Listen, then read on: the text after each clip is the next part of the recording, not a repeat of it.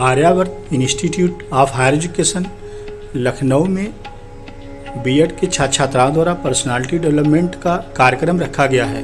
इस कार्यक्रम का शुभारंभ कॉलेज की प्रधानाचार्य डॉक्टर राखी मैम दीप प्रज्वलित करके कर रही हैं। यहाँ से बीएड के छात्र छात्राएँ आज सीखेंगे पर्सनालिटी डेवलपमेंट क्या है, व्यक्तित्व विकास क्या है। तो चलिए देखते हैं छात्र छात्राएँ क्या बताते हैं और उन्होंने क्या सीखा है। पर्सनालिटी डेवलपमेंट यानी अपने सोचने, बोलने, शारीरिक हाव भाव, बिहेवियर, खान पान के तरीकों में सुधार करने को कहते हैं। इसे व्यक्तित्व को उभारने के तौर से भी समझा जा सकता है। ह्यूमन का नेचर होता है कि वो जब भी किसी से मिलता है तो उसके पर्सनालिटी के हिसाब से व्यवहार करता है। आर्यावर्त इंस्टीट्यूट में लखनऊ विश्वविद्यालय द्वारा पिछले 2006 से लगातार बीएड कोर्स संचालित हो रहा है। और चलिए चलते हैं छात्र छात्राओं के पास, वे क्या बताते हैं पर्सनालिटी डेवलपमेंट के बारे में। हम सभी को पता है कि सबकी पर्सनालिटी अलग अलग होती है और सभी की पर्सनालिटी में अलग होना भी जरूरी है, क्योंकि सब एक जैसे हो जाएंगे तो हमारे समाज का क्या होगा। लेकिन सबसे बड़ा मुद्दा ये है, सबकी पर्सनालिटी में एक चीज कॉमन होनी चाहिए, वो है हमारे पर्यावरण की सुरक्षा। पर्यावरण की सुरक्षा हमारी प्राथमिकता होनी चाहिए, क्योंकि पर्यावरण के कारण ही आज हम जीवित रहते हैं और हमारे जीवन का एक स्रोत है। पर्यावरण के लिए सबसे जो बर्निंग पॉइंट है वो है ग्लोबल वार्मिंग। ग्लोबल वार्मिंग होता क्या है, इस सब के बारे में आपको नशा बताने यहाँ पे आए। ग्लोबल वार्मिंग आज के दिन में हमारा देश या अन्य देश की देखा जाए तो प्रगति इतनी ज्यादा प्रगतिशील हो गया है, औद्योगिकरण इतना ज्यादा करता जा रहा है, जिसके कारण जो हमारी पृथ्वी है उसका टेम्परेचर बढ़ता जा रहा है। पृथ्वी का टेम्परेचर बढ़ रहा है, या अनुमान हम सबको है कि यह पृथ्वी का टेम्परेचर बढ़ रहा है, लेकिन इसको रोकने के उपाय या फिर इसको कैसे संरक्षित करें इसके बारे में कोई ध्यान नहीं देता है। एक साधारण मनुष्य यह सोचता है कि यह एक पर्यावरणीय मुद्दा है, जो इस विषय का ज्ञान कर रहा है उसके लिए यह आवश्यक है।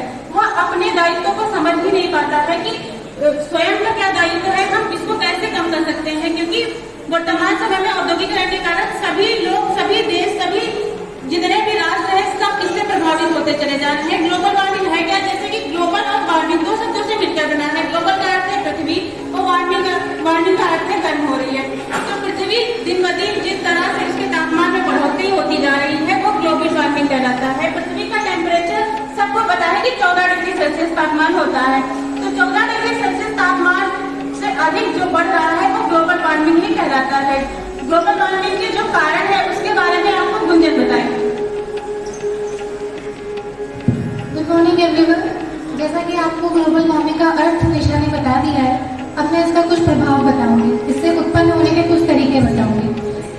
ग्लोबल वार्मिंग को उत्पन्न होने का सबसे प्रमुख कारण है प्रदूषण। प्रदूषण हमारे कई तरीके के होते हैं, जल प्रदूषण, वायु प्रदूषण, मृदा प्रदूषण, ध्वनि प्रदूषण। ये प्रदूषण हमारे वातावरण में बहुत सारी गैसें एकत्रित करती है, जिसकी वजह से ग्लोबल वार्मिंग बढ़ती जा रही है। इसका दूसरा प्रमुख कारण है जनसंख्या वृद्धि। जनसंख्या वृद्धि ग्लोबल वार्मिंग का बहुत प्रमुख कारण है, क्योंकि एक रिपोर्ट के अनुसार में बताया गया है कि 90% से भी ज्यादा कार्बन मानव उत्सर्जित करती है, इसलिए ग्लोबल वार्मिंग का। अब हम आप तक ये जानेंगे कि इसके प्रभाव क्या बढ़ते हैं। ग्लोबल वार्मिंग के कारण आज ग्लेशियर का पिघलना बहुत ही ज्यादा स्तर पर बढ़ गया है, और यहाँ तक कि जो समुद्री तल के ऊपर जो उठना है वो भी धीरे धीरे करके बढ़ता जा रहा है। महासागरों की जो धाराएं हैं उसमें भी परिवर्तन होते जा रहे हैं। वर्षा का रूप भी परिवर्तन ग्लोबल वार्मिंग के कारण ही होता है।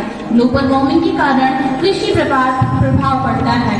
अगर कृषि पर प्रभाव पड़ेगा तो क्या आप सबने सोचा है कि आने वाले समय में हमें अनाज कहाँ से मिलेगा? नहीं, पर्यावरण पर ग्लोबल वार्मिंग का प्रभाव ही हमारे लिए सबसे बड़ा दुर्भाग्य है। अब आप सभी को इसके कुछ उपाय अंतर्राष्ट्रीय और राष्ट्रीय स्तर पर, जिसके बारे में आपको अंजलि और साक्षी दीदी बताएंगे। जैसा कि आप लोगों को ग्लोबल वार्मिंग के बारे में अर्थ और कारण और उपाय सब लोगों ने बताया, अब इसके उपाय कुछ इस प्रकार हैं। वनों की कटाई को रोककर अधिक से अधिक वृक्ष लगाया जाए, और जिससे कि कार्बन डाइऑक्साइड की मात्रा को कम किया जा सके। परिवहन के साधनों में कमी की जाए, जिससे ग्लोबल वार्मिंग के प्रभाव को बढ़ाया जा सके। जो बिजली से चलने वाले उपकरण हैं उनकी जगह पे हम उपयोग किया जाए और जिन वस्तुओं को नष्ट नहीं किया जा सकता उन्हें रिसाइकलिंग करके पुनः उपयोग में लाया जाए। वैज्ञानिकों पर्यावरणविदों का कहना है कि जो ग्लोबल वार्मिंग में कमी कमों के कारण CFC गैसों का जो उत्सर्जन है उसको रोकना होगा। इसके लिए हमको जो फ्रिज का, एयर कंडीशनर का और जो कूलिंग मशीनों का इस्तेमाल हमें कम करना होगा। इसके लिए ऐसी मशीनों का उपयोग करना चाहिए जो CFC गैसें कम उत्सर्जित करती हो। और अक्षय ऊर्जा की अगर हम बात करें तो अक्षय ऊर्जा के उपायों को ध्यान देना होगा। यानी अगर हम कोयले से बनने वाली बिजली का कम इस्तेमाल करें और उसकी जगह पे हम लोग सौर ऊर्जा, पवन ऊर्जा, पवन बिजली का इस्तेमाल करें, जिससे जो वातावरण में उपस्थित होने वाली जो गर्म गैसें, वातावरण को गर्म करने वाली जो गैसें हैं उनको नियंत्रित करना चाहिए। साथ ही जंगलों में फैलने वाली जो आग है उसको रोक लगानी चाहिए। इसके अलावा हमें वातावरण में ग्रीन हाउस गैसों का उत्सर्जन जो है वो कम से कम करना चाहिए। उन जलवायु परिवर्तनों को अपनाना चाहिए जिससे जो वर्षों से होते आ रहे हैं, यानी जैसा चलता आ रहा है वैसे ही जलवायु परिवर्तनों को अपनाना चाहिए। ग्लोबल वार्मिंग में बहुत तरह की हानियां हुई हैं जिन्हें हम लोग ठीक तो नहीं किया जा सकता, जिसे हम लोग ठीक नहीं कर सकते, परंतु उसको बढ़ने से रोका जा सकता है, जिससे बर्फीले इलाकों को पिघलने से बचाया जा सकता है। हमारी सरकारों, एजेंसियों, व्यापारिक नेतृत्व एवं निजी क्षेत्रों, NGO को इसके लिए जागरूकता अभियान चलाए जाने चाहिए। जागरूकता अभियान का काम किसी भी एक राज्य का नहीं होना चाहिए, वरन प्रत्येक राज्य का होना चाहिए। विश्व स्तरीय पे कार्य किए जाने चाहिए।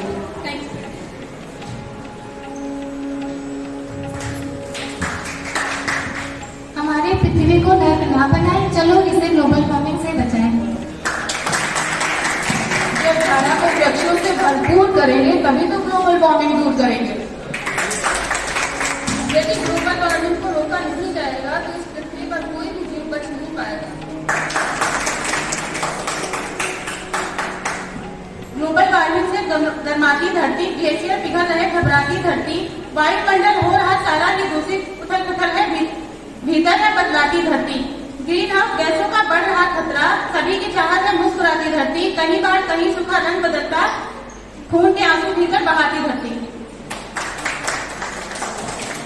अगर इतना प्रदूषण फैलाएंगे तो ग्लोबल वार्मिंग को खुद को कैसे बचाएंगे? तो आज हम ये प्रयत्न लेते हैं कि कम से कम जितना हो सके उतना हम CFC गैस का यूज करें और अपने पर्यावरण को सुरक्षित करें, जो कि आने वाले समय में हमारे लिए उपयोगी होगा। धन्यवाद।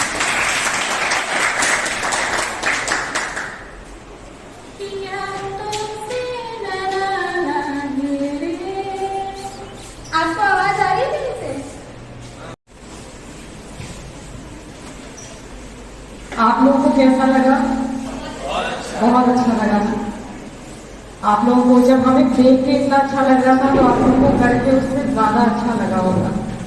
बहुत ही रेलिवेंट थी जो आप लोगों ने स्किट के लिए उठाई, दोनों ही, मोबाइल भी और ये कम्युनिटी कन्फ्लिक्ट, और 2 दिन के इतने शॉर्ट नोटिस पे भी अच्छे से प्रैक्टिस करके it was a very nice event, very well organised activity, no doubt. और जो पर्पस था वो भी यही था कि आप लोगों के व्यक्तित्व के कुछ अच्छे एस्पेक्ट से, कुछ अच्छे पक्षों से हम लोग रूबरू हो पाए, और मुझे लगता है वो पर्पस मीट हुआ। जो लोग नहीं आए हैं शायद उसके अभी आधे अधूरे व्यक्तित्व हैं, they had nothing to come and share with us कि हाँ हमारी पर्सनैलिटी इतनी वाइब्रेंट है, देखिए आपको। चलो it's their luck, but thank you for inviting and making me a part of this activity. Thank you.